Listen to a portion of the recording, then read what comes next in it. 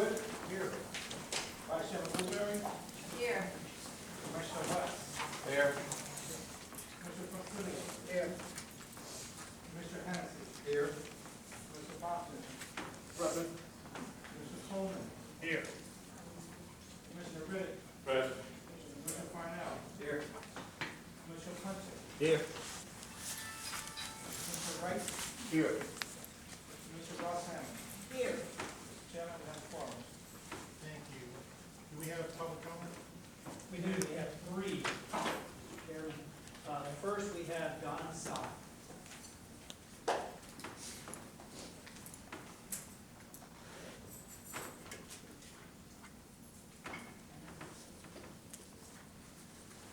Good afternoon. My name is Donna Sy, and I live in Portsmouth.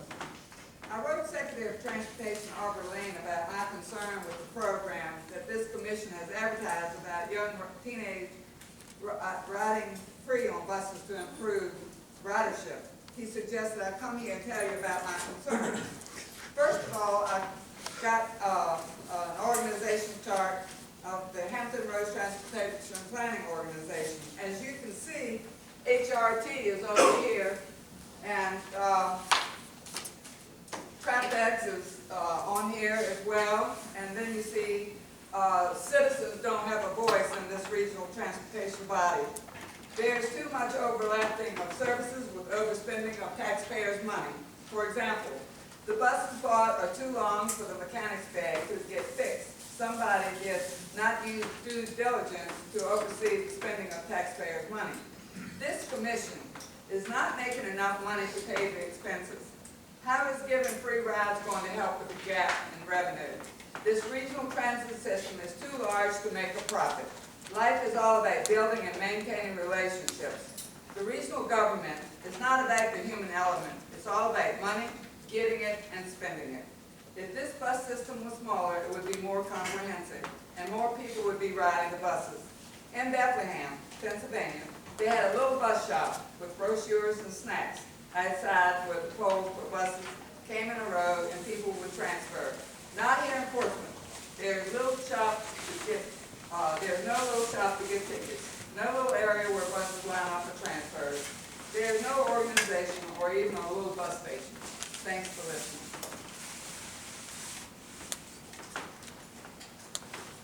The next speaker is Angelo Lassiter, but it's not, I apologize.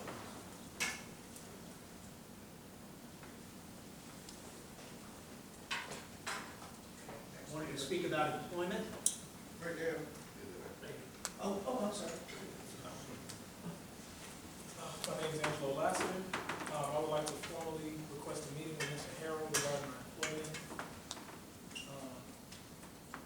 I'm a former driver. I was, as after wrongfully terminated.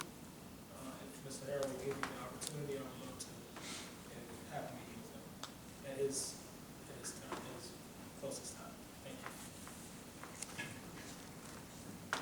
All right, and then finally, Rhonda Kirschman. I am right here. My name is Ron Kirschman, and I would like to request a formal meeting with Mr. Harold as well. I've not terminated his other employment issues. I was discussing with Amanda on the phone, and she felt that it would be beneficial to discuss them with Mr. Harold, so I'd like to request a meeting. All right, those are the only three individuals that we had signed up for public comment. Is there anybody else here who came to make a public comment? We need a motion to close public hearing. Correct. Is there a motion? So moved. Second. A motion by Commissioner Woodbury, seconded by Commissioner Ross Hammond. Call the vote, please. Chairman Wood. Yes. Vice Chairman Blueberry. Yes. Commissioner West. Yes. Commissioner Portsmouth. Yes. Commissioner Hennessy. Yes. Commissioner Moffitt. Yes. Commissioner Coleman. Yes. Commissioner Riddick. Yes. Commissioner Parnell. Yes. Commissioner Hunter. Yes. Commissioner Wright. Yes. Commissioner Ross Hammond. Yes. Approved, sir? Okay, thanks. Chair will entertain a motion for the approval of minutes of August 25th, 2016. I understand there are some corrections, so we'll get the motion seconded and then we'll accept it.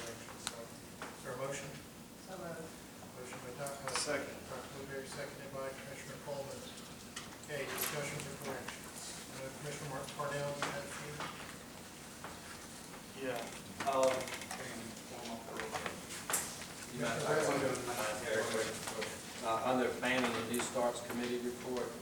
It was, not Chairman Wizard said that we didn't meet, it was Nate. I don't want him to take the blame for not. I really appreciate that, Rich. Yes, sir. I believe in rewarding not doing things.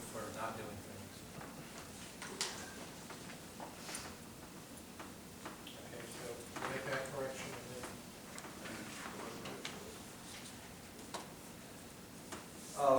I believe the first one was requesting the report on follow-up on new business and advertising for Brandon, making sure that discussion got into the minutes.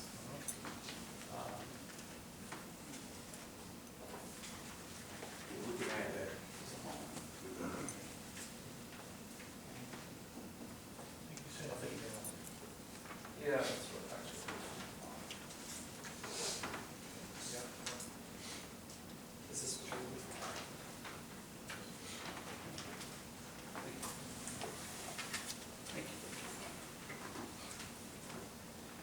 All right, slides from the new business report should have been attached to the minutes, so we'll make sure they get in there from the last meeting.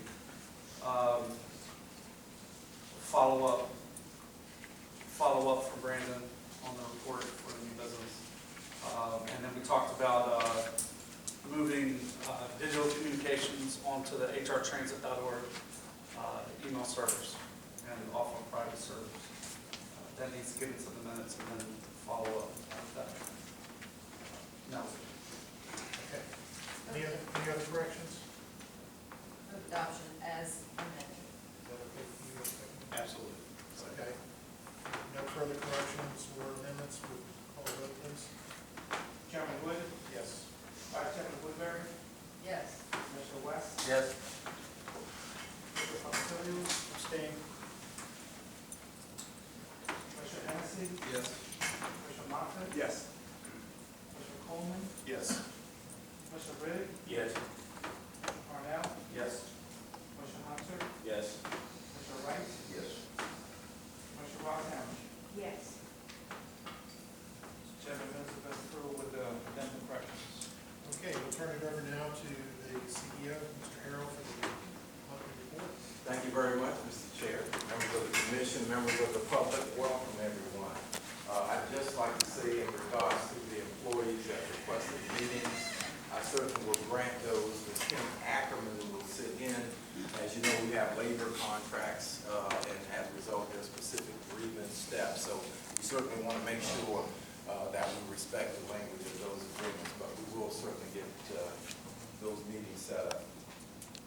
Public comments are at your seats. We did receive a written comment from Mark Trosky, who is suggesting that because of the weather this week, try transit week, where we encourage people who have not taken transit to give it a try. But with the heavy rains, that certainly has dampened some of those efforts. So we intend to push out on social media. We think that's an excellent recommendation to encourage people to try transit next week as well.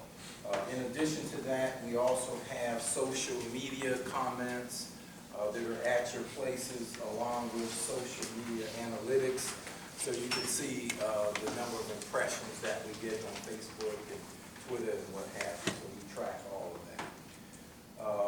The Peninsula Corridor Study, I want to thank our planning team.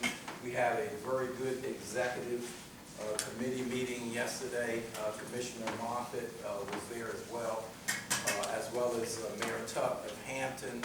And we also had Jim Borey, City Manager of Newport News. We will be hosting 3 public workshops. The notices should be in your packet. Tuesday, October 4th at the Cultural Arts Center, Thursday, October 6th at the Denby Community Center, and then October 13th, Hampton Convention Center. So we really encourage you to come out. This is a very important project, certainly looking at high-capacity transit on the peninsula. Connecting with the South Side is really, really important. So please attend if you can, and encourage your neighbors to as well. We are continuing our work with the Commonwealth in the city of Virginia Beach as we finalize the 30% plans for the Virginia Beach Transit Extension Project, and we look forward to sharing that information with the public in October. At your places as well, we have written formal comments regarding the Hampton Roads Crossing Study, and I'll have Mr. Amaruso say something about that. Certainly, we're all tracking this very carefully. Thank you, Mr. Harrell. Good afternoon, Commissioners. The Virginia Department of Transportation was responsible for preparing what they call a supplemental environmental impact statement, which is actually an update of a very old environmental impact statement, for looking at basically 4 alternatives of connecting the peninsula to the south side. There are the 4 alternatives. 3 of them are primarily focused on connecting the Monitor Merrimack travel path to Craney Island and to the Navy base through US 564 or 164. One is, alternative A is related to the Hampton Roads Bridge Tunnel. The document was put out for comment, for public comment, and the last day was September 19th. We went on record on this agency pretty much asking, as well as providing detailed comments on consideration that all alternatives carry dedicated transit in whatever the capacity improvements they're examining. Right now, only one of the alternatives, Alternative C, had dedicated transit lanes. The other 3 relegated transit into what they call managed lanes or hot lanes. We submitted them formally. A lot of the cooperating agencies are also submitting comments as well. The next phase of that, these comments will be responded to like any environmental document, and then eventually it gets its way to the Commonwealth Transportation Board for action at the end of the year. It was important that we went on record about our disappointment about how they were treating transit in these capacity investments. We would certainly, thank you, Mr. Amaruso, we would certainly encourage all of the cities to emphasize the importance of transit with any new crossings, obviously, or enhanced crossings, because we've received a letter from the mayor of Newport News who also commented, and that's going to be important on a go-forward basis. Next up, our draft 2017 legislative agenda, and I'll ask Mr. Smith to address that. Thank you, Mr. Harrell. Good afternoon, Mr. Chairman and Commissioners. At your places, there's also a handout in the folders that looks like this. And if I may, I would just refer you to page 2. And we're pleased today to be at that point on the calendar where we share the draft 2017 legislative and public policy priorities.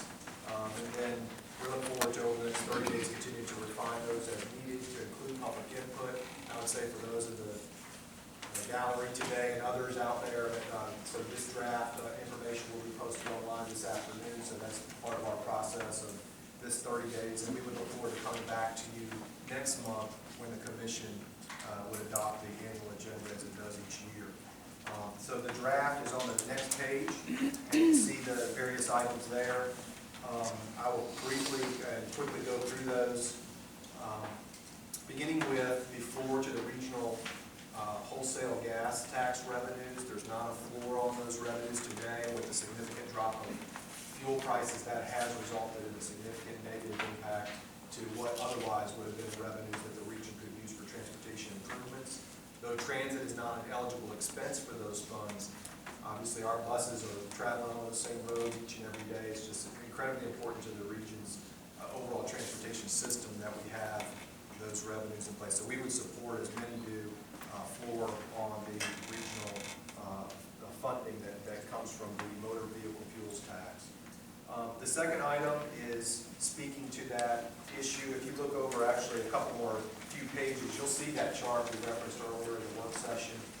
We talked about the significant drop-off in state transit capital funds, and DRPT and key stakeholders, particularly through a transit capital advisory board that has been formed, is beginning to work on these issues. We're very much engaged on that with this advisory board and also with the TDCHR committee.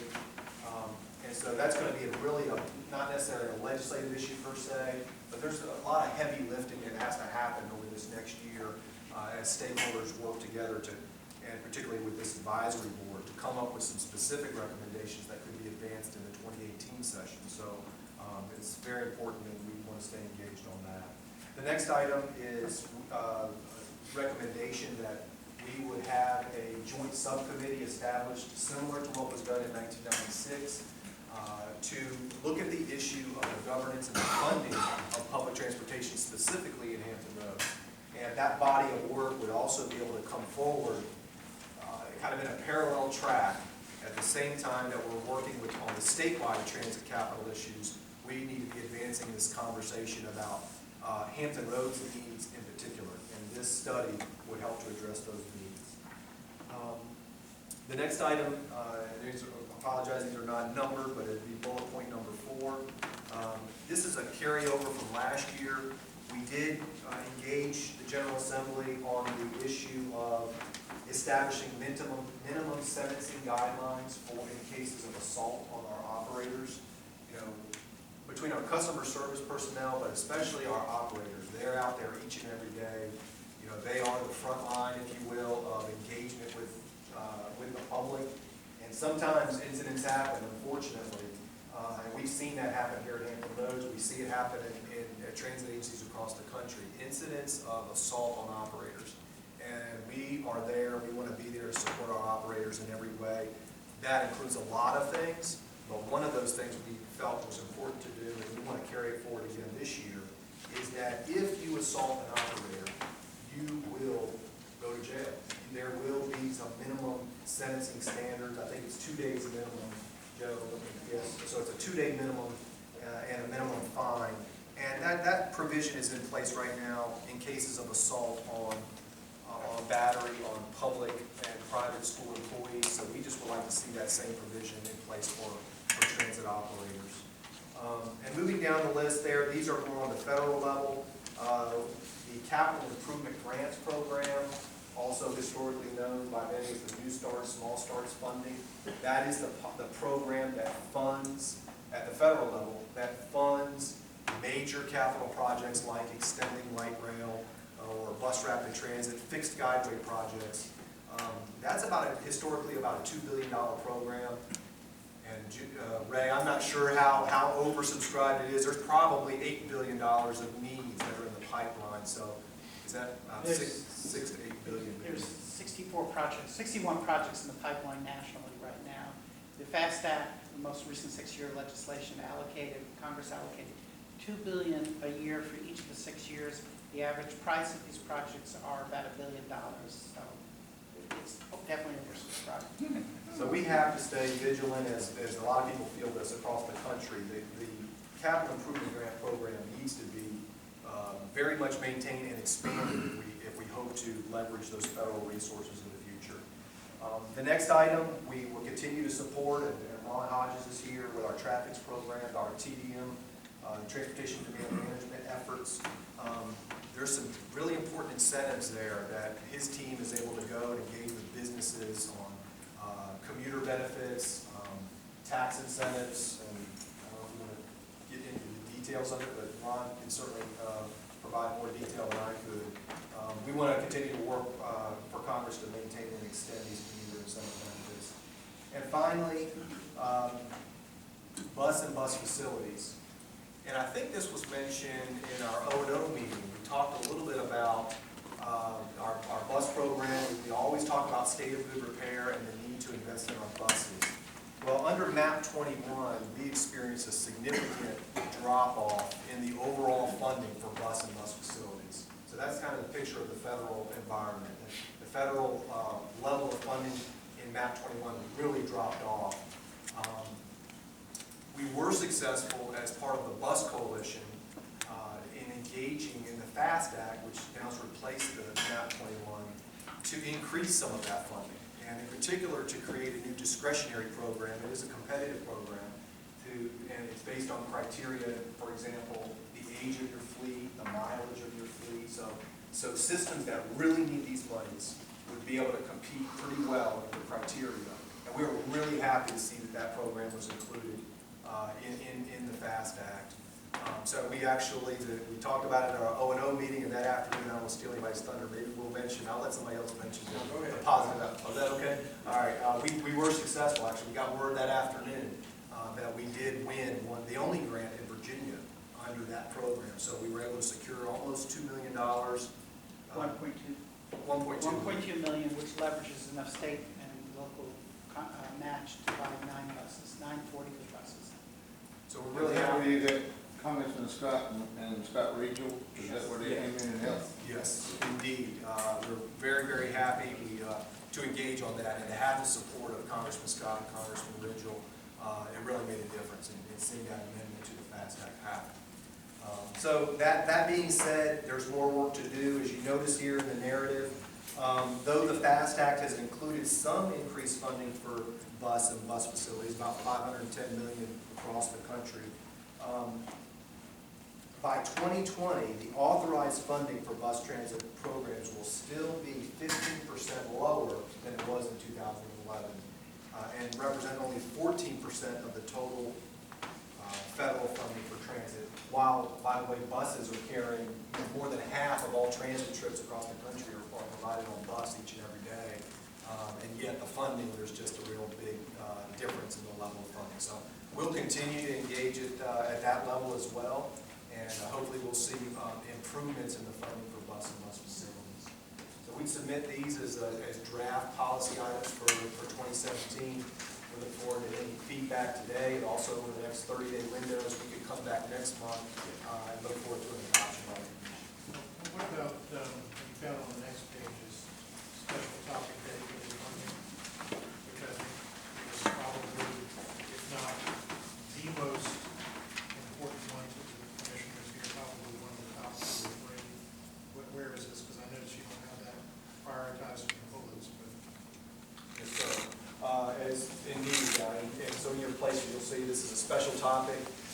And as it says here, this isn't something that comes up each and every year. In fact, it has been a listed item in our priorities, and we can certainly amend these to include that. We think, if you would flip over, I'm sorry that these pages aren't numbered, but if you flip over 2 more pages. And this is where, just taking a pulse check of where we've been in the past, but where we're at right now on this issue of dedicated funding.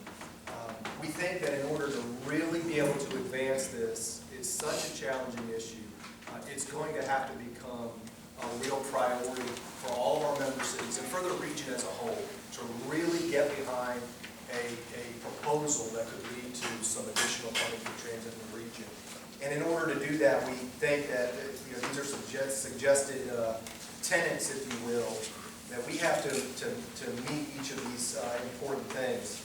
Being widely supported by the public, you have to have evidence of that. We've got to be able to answer really the basic questions of, how much do you really need? And if we gave you some more funding, what exactly would you use it on? So, development of relevant, reliable data to really develop specific proposals, making sure that we're really aligned with the strategic plans at the local level, I think in Virginia Beach immediately with the strategic growth areas, and really lining up with land use planning, rigorous cost evaluation, really being able to demonstrate return on investment. And the last bullet point, I'm not reading all of these, but the last bullet point is, in order to really advance a dedicated funding item, we've got to really have a political feasibility to something of that significance, and that would really be demonstrated through the robust support from our localities and from the region as a whole, too. Because at the end of the day, it's going to be our citizens across the region that are making these investments. So we got work to do. We think that the Connect Hampton Roads initiative is a vehicle through which we can have this conversation in the region and hopefully come to some very specific targeted recommendations. We're certainly on a track for that, but we don't feel that we're really prepared to have a specific recommendation going into this session. And I would just add, certainly with the budget climate, I don't know that anybody in Richmond per se asking for money at this point, but we feel like if we do a lot of very important work throughout this next calendar year, that we will be in a good position going into the 2018 session to make a much stronger recommendation.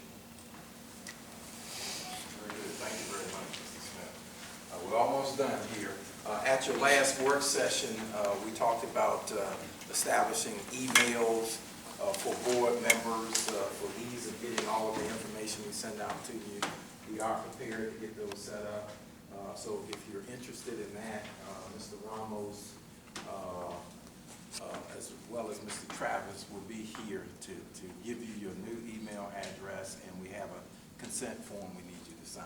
But we are ready to move forward with that. Mr. Price mentioned a peer visit regarding rail operations during your work session, so I won't address that at this point.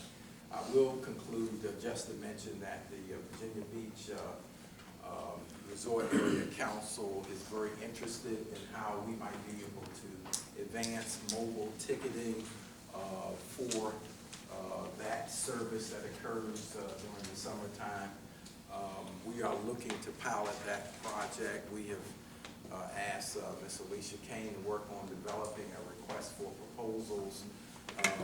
Historically, we provided tickets through those ticket vending machines, but I don't need to tell you the impact that salt water has on those machines. So we really are looking at a different way to be able to reach those customers, and we want to do a pilot with that particular service, and then certainly we want to develop it in a manner that we can eventually introduce that throughout our system. So just wanted to make sure that we indicated our interest in that. I think Mr. Parnell had suggested we look towards that. The final piece is Dr. Woodbury was kind enough to bring in her copy of the July American City and County magazine, which talks about regaining and maintaining ridership. We will send copies of this to you. I saw this before. It's a great article. It talks about transit agencies from Washington State all the way to Smarter in Atlanta. With falling gas prices, with employment in certain areas, transit companies across the country have struggled in the area of ridership, and this talks about some of the mechanisms that they've used to regain ridership, and certainly this year we're certainly going to work hard to address that. So we will share that with you, along with perhaps in one of our future work sessions, talk about some of the research we've done in this area, and then some of the strategies that we're implementing in the short, mid, and long term. So that concludes the report, Mr. Chair. Okay, thank you. We'll go to committee reports now. We'll start with financial. Brandon? Good afternoon. Thank you, Dr. Bigler. Good afternoon, Chairman, Commissioners. Yes, I'll be before you briefly to discuss the August FY 2017 financial report. And if it is your pleasure, I can also discuss these update on the sales and advertising sales presentation. So now on that new business, I can really handle that shortly after presenting the financial report. So our financial report begins on slide 2 with our revenue and ridership KPIs for the month of August, through the month of August, I should say. Average fare per rider, $1.09, which is better than my target by 9 cents. Average fare per Go Pass rider, $1.34, 34 cents better than my target. I anticipate that, again, I mentioned this last month, to kind of dwindle down a little bit. Most of our Go Pass 365 recipients are educational institutions, colleges, universities. TCC being one of the bigger institutions that have our Go Pass ridership, 365 Go Pass. And at the end of August last month, school started again, so we anticipate seeing more ridership there. So the average fare will probably go down a little bit over the coming months. Average cost per rider and local investment per rider both are better than our target by 19 cents and 39 cents respectively. And fare price recovery ratio missed the target by 2 percentage points, but still relatively in the same vein. Next, we will have a review of our operating financial summary statements. Starting with revenue, passenger revenue missed our target by just under $350,000. Advertising revenue better than target by $42,000, and some other ancillary items there. So in total revenue missed the target on a month-to-date basis by $304,000. However, on the year-to-date basis, we're still lagging a little bit behind by $445,000. And again, that's part of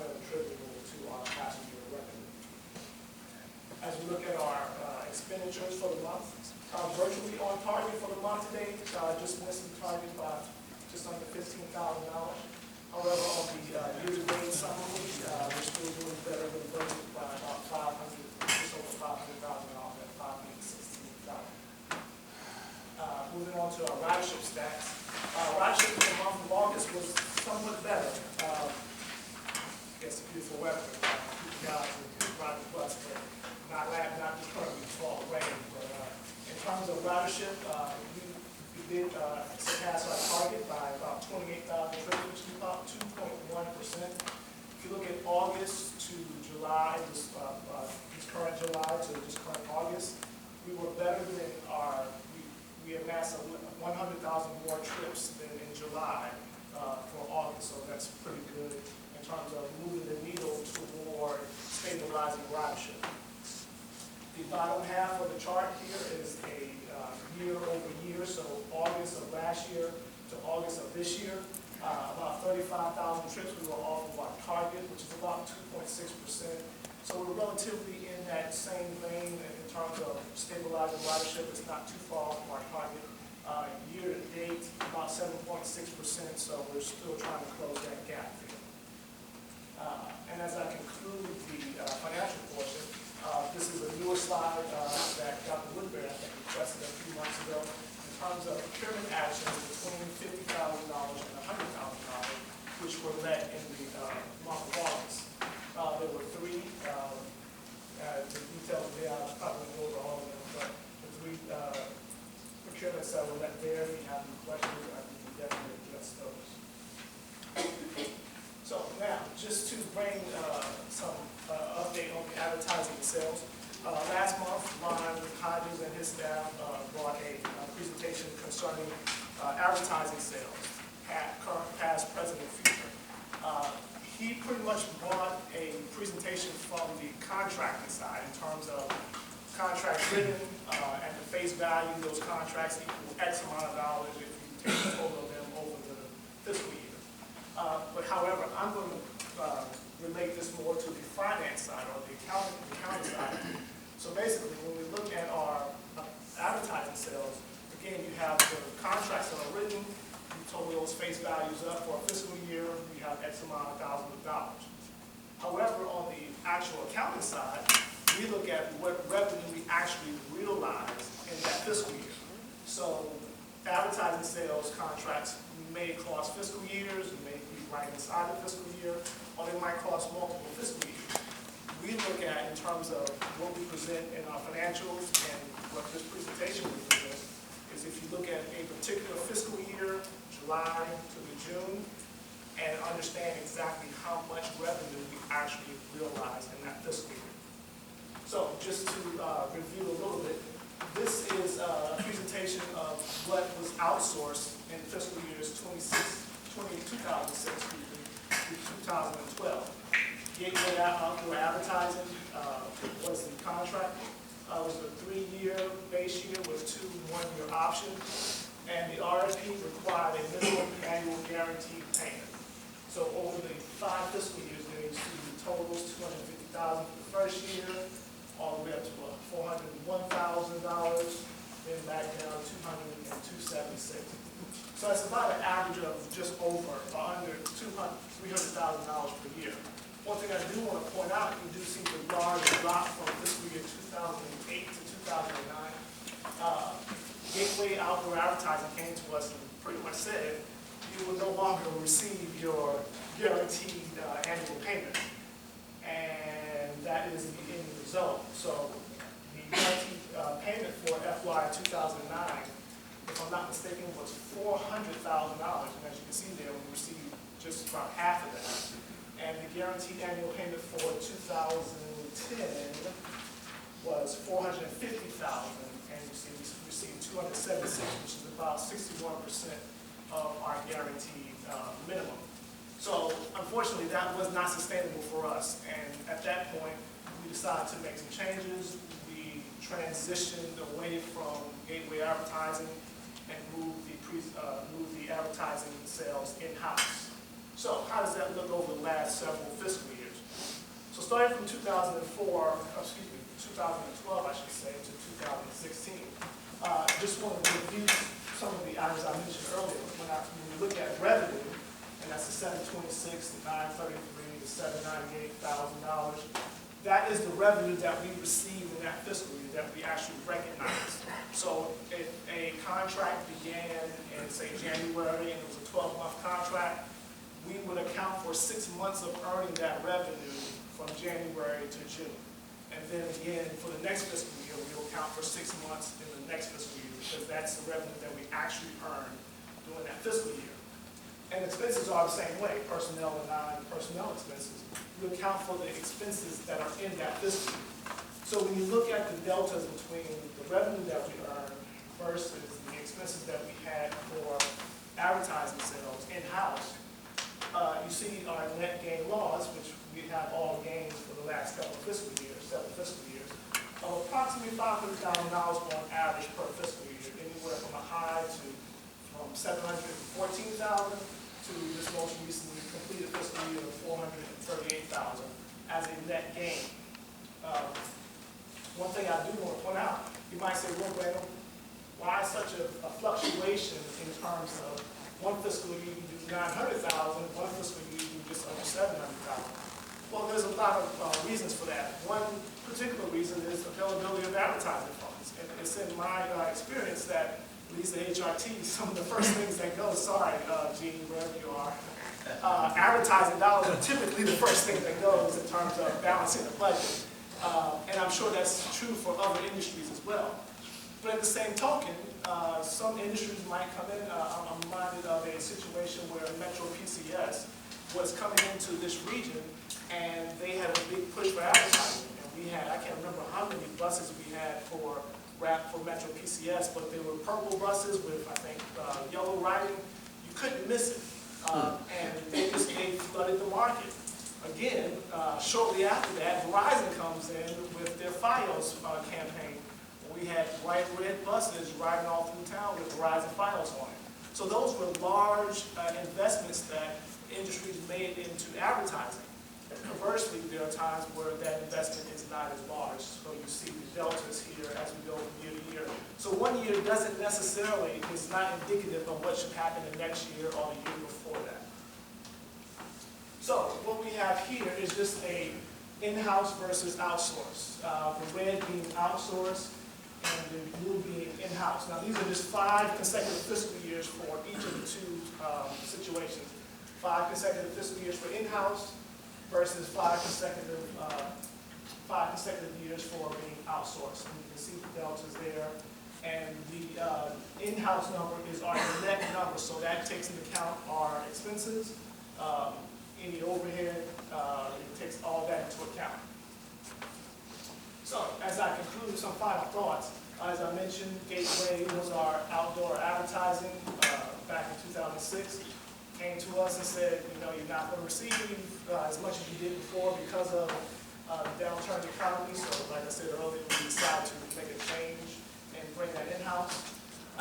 As we look at, since we've had sales in-house, approximately 70% of our revenue we have been able to retain.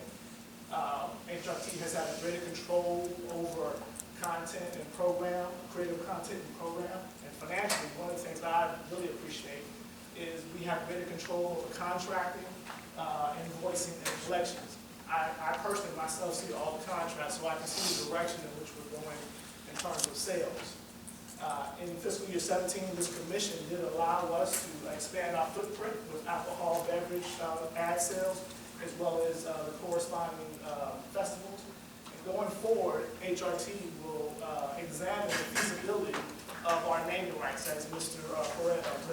Price mentioned earlier, we have a new fleet of ferries coming in the next year or so. We'll look at naming rights of those. We have a relatively new fleet of paratransit vehicles. Look at naming rights for those, as well as our light rail platform stations. And one last item I want to mention about the stations and our shelters. Our in-house staff works diligently with their cities. The city of Norfolk right now is the only city that allows HRT to advertise in our shelters. That is something that we're hoping to change with all of your cities. that we're able to advertise in your shelters, because the shelters can be an extension of a shopping center. I'm thinking of Peninsula Town Center, where there's 4 shelters outside of Peninsula Town Center, where those shelters can be an extension of the Peninsula Town Center and advertise for the businesses that are inside the Peninsula Town Center. Brandon, is that a zoning issue? I do believe so. Is that zoning, Alonzo? Yes. Yeah. That's the code, yeah. And that concludes my presentation. Is there any questions or comments? I'll add comments since I was the one that asked for the report. The 60 to 70% revenue margins is outstanding. Nice job. Brandon. Actually, I could say thank you, but I was after. I was going to say thank you. We just counted, that's all. Thank you, Fran. That's great work. That's really great work. That's good information. Okay, Operations and Oversight Committee, Commissioner Moffett. Yes, thank you, Mr. Chairman. We'll ask Ms. Sampson if she can present at this time. Good afternoon, Mr. Chair, members of the Commission. One item was presented to the Operations and Oversight Committee and approved for recommendation to the Commission. The details of the acquisition and the procurement strategy are in your agendas. The item is contract number 16-72044 for state legislative and public relations services. It is respectfully recommended that the Commission approve the award of a contract to Adventus Strategies to provide state legislative and public relations services in a not to exceed amount of $590,016. The period of performance for this contract is 2 base years with 3 additional 1-year options and will be funded with operating funds. The DBE goal of 3% was established for the solicitation, and Adventus has committed to 37.5% DBE participation. Okay, this comes as a recommendation from OMO.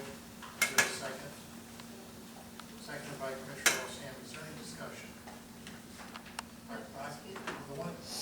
I just wanted to know, when are they going to present anything to us as far as their strategies and how they're going to approach this contract for, I'm assuming this is for lobbying, right? Are we going to get any kind of report from them? Certainly not. I think Oh, okay. they are the presentation. Commission, how you guys are doing. We're going to try to set up an initial meeting on October 6th with the lobbying firm, and then hopefully next board meeting, when you guys approve the agendas, we'll have them presented to you as well. Thank you. Question I had, I noticed we had 2 vendors that were way up here and this vendor way down here. What do we attribute that to?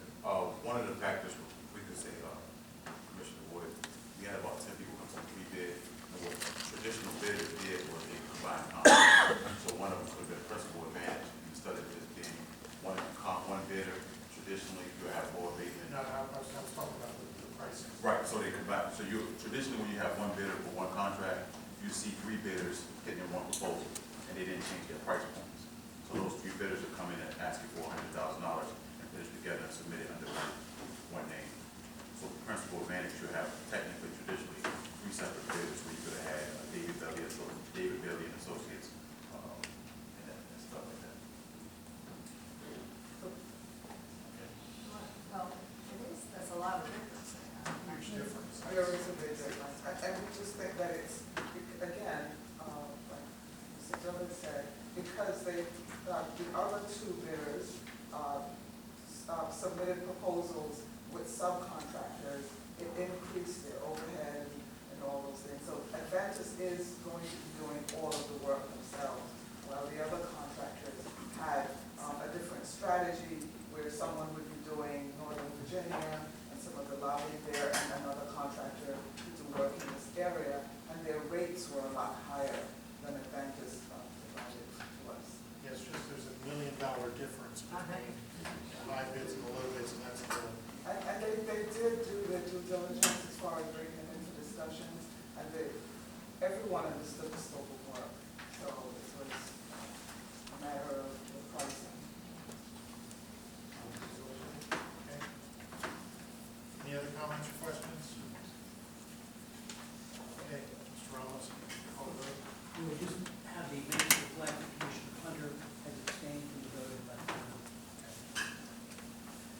Wood, Yes. Vice Chairman Woodbury, Yes. Commissioner West, Yes. Commissioner Foncilio, Yes. Commissioner Hennessy, Abstain. Commissioner Moffitt, Yes. Commissioner Coleman, Yes. Commissioner Riddick, Yes. Commissioner Cornell, Yes. Commissioner Hunter, Commissioner Wright, Yes. Commissioner Ross Hammond. Yes. Chairman, contract has been approved. Okay, go to planning and new starts. You're gonna say that. As I ad hoc committee, you can't talk with you. I understand, is there anybody here representing paratransit? And no one representing track? Okay, so we don't have reports on those. Old business and any old business? We have one new business item, and I'll set the framework here. We went into executive session at the last meeting to talk about the annual performance review of the CEO for the public hearing for the new commissioners who weren't here. The CEO is the one employee that this board hires and fires and administers. So, without getting into details of the personnel nature, it was extraordinarily positive, and Mr. Harrell can certainly address any comments, but we did talk very candidly with the board did, and then I took the board's recommendations and discussions and met individually with Mr. Harrell as you directed, and Dr. Woodbury has a motion. Yes, based on the President CEO's performance over the last several years and the deliberations of the commissioners last month in closed session, a motion is being made, I am making that motion, for the following adjustments to Mr. Harrell's compensation/benefit package effective July 1, 2016. Number one, Mr. Harrell's base salary should be increased by 2.75% for fiscal year 2017. And that goes from July 1, 2016 through June 30, 2017. And number two, a 1% bonus should be made to Mr. Harrell's defined contribution plan. I move that these be done. Second. A motion by Commissioner Woodbury, seconded by Commissioner Wright. Any discussion? Call the vote, please. Chairman Wood, Yes. Vice Chairman Woodbury, Yes. Commissioner West, Yes. Commissioner Foncilio, Yes. Commissioner Hennessy, Yes. Commissioner Moffitt, Yes. Commissioner Coleman, Yes. Commissioner Riddick, Yes. Commissioner Cornell, Yes. Commissioner Willisky, Commissioner Hunter, Yes. Commissioner Wright, Yes. Commissioner Ross Hammond. Yes. Chairman, recommendation has been approved. Okay, there's another. new One business. other thing, and maybe I should be on the whole business. I talked with Mr. Harrell before the meeting. Last year, several of us went to the governor's transportation, what is it called, convention or whatever it is, transportation convention that was held in Virginia Beach. And it was I found it to be very informative. And I got to ride in a car that was automatically drove itself. I really didn't trust very much about it. I don't know that I still do, but anyway, the governor himself also drove one. But I felt that it was a very good learning experience, and I had asked Mr. Harrell if some of the commissioners were interested in going this year. It is in October, the latter part of October. And so we can send something out to the board, and if anyone is interested, we can make sure that we take care of any expenses required. Will we address, or is there a mechanism for addressing the public comments, particularly regarding free data? Has someone get to speak or? Yeah, we can, I can certainly speak to this side about that. Yes. I can send the information on the transportation conference to Lou and. Okay, perfect. Any other comments? Okay.